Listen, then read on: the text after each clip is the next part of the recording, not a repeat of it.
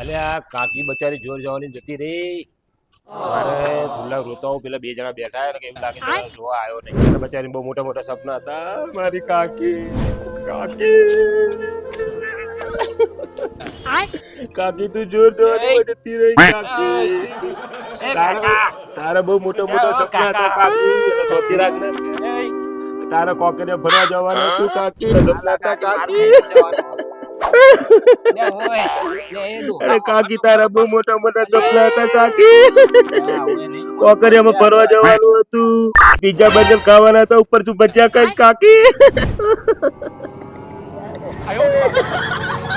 કાકી